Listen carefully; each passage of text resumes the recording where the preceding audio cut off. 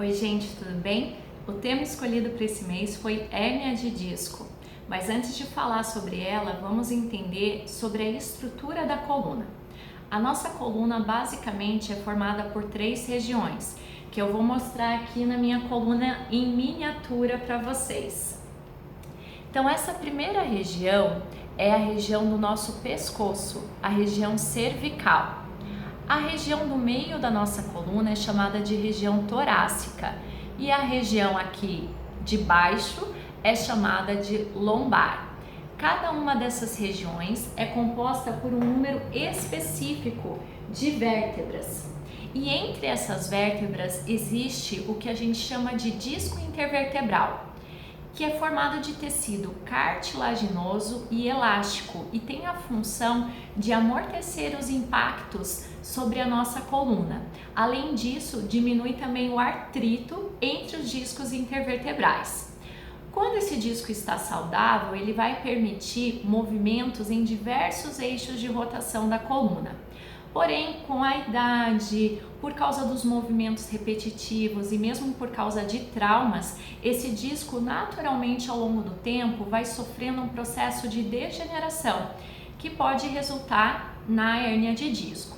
Mas até chegar a esse estágio de hérnia, o disco ele pode passar por alguns estágios ali da lesão. O primeiro estágio nós chamamos de abaulamento discal, que eu vou mostrar também para vocês aqui num pedaço da nossa coluna, que é a coluna lombar, tá? Fica mais fácil de você ver os discos.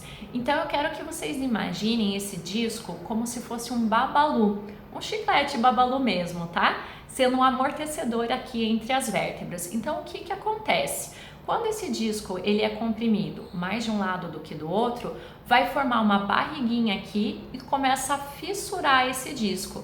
Essa é a fase de abaulamento discal. A segunda fase é a fase de protusão discal, que nada mais é do que um abaulamento mais acentuado. Então, daí nessa fase já pode comprimir alguma estrutura nervosa. A terceira fase é a fase da hérnia discal, que é quando esse disco ele sofre uma extrusão e daí vai comprimir raízes nervosas, a medula e causar toda uma sintomatologia. Então pensem que esse disco que estava barrigudinho estourou e essa estrutura ela começou a comprimir o que estava em volta dela, então isso que pode causar sintomatologia.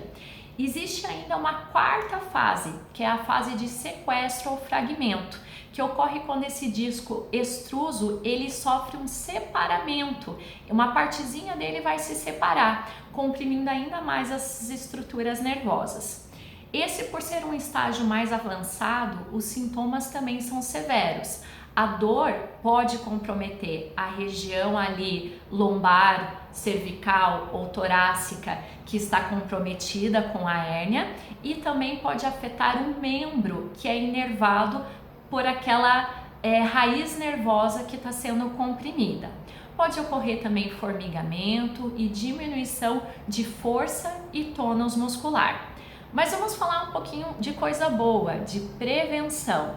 Então, para a gente prevenir a hérnia de disco, basta a gente cuidar da nossa postura, fazer atividade física, adotar algumas medidas de cuidado com o nosso corpo, com a posição do nosso corpo no dia a dia. Essas dicas com certeza eu vou dar em vídeos mais adiante, mas eu já postei lá no Facebook, no Instagram, várias dicas para vocês acompanharem.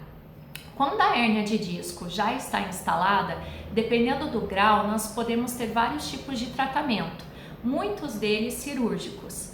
Mas, diferentemente desses métodos invasivos, a RPG Suchá é uma técnica que vai fazer o alongamento muscular dessas cadeias de músculos que nós temos, além de melhorar o espaço entre as vértebras e reabilitar o disco no seu local de origem.